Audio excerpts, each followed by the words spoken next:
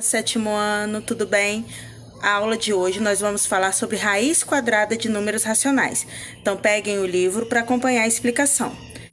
Para resolvermos a raiz quadrada de um número, temos que pensar em que número multiplicado por ele mesmo vai dar um determinado resultado. Nós temos o exemplo aí do quadrado, o quadrado de lado 4. 4 vezes 4 é igual a 16. Então, nós vimos que o 4 multiplicado por ele mesmo dá 16. Então, a raiz quadrada de 16 vai ser igual a 4.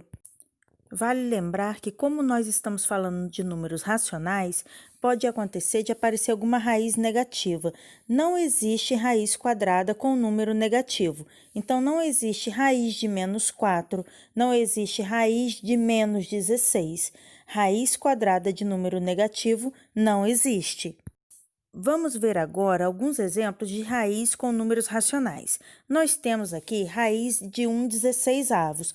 Para a gente resolver essa raiz, nós resolvemos os números separadamente. Nós resolvemos raiz de 1 e a raiz de 16. Então, a raiz de 1 é igual a 1. A raiz de 16 é igual a 4. Então, raiz de 1/16 vai ser 1/4. Neste outro exemplo, nós temos raiz de 4/49. Resolvemos também da mesma forma, separadamente, raiz de 4 e a raiz de 49.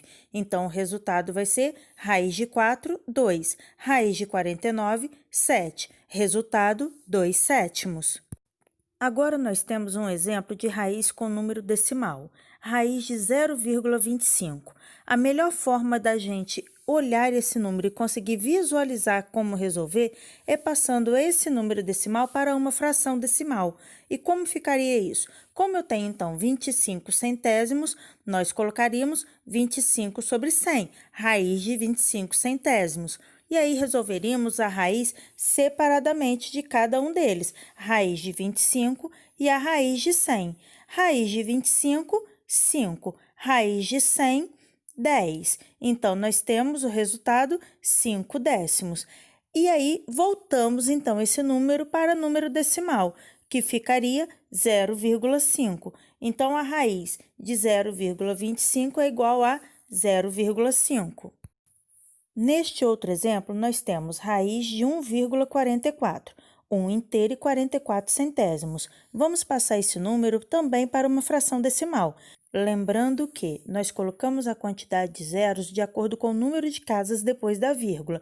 Então, se eu tenho 2 casas depois da vírgula, nós vamos colocar 2 zeros. Então, vai ficar raiz de 144 centésimos. Aí, resolvemos raiz do denominador e a raiz do numerador.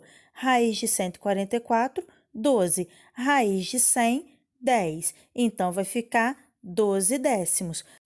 Para voltar esse número a um número decimal, nós colocamos quantidade de zeros, serão a quantidade de números depois da vírgula. Então, se eu tenho 12/10, eu tenho 1 zero, vai ficar um número depois da vírgula. Então, vai ficar 1,2. Então, o resultado, raiz de 1,44 é igual a 1,2. Agora, faça os exercícios da página 100 e 101.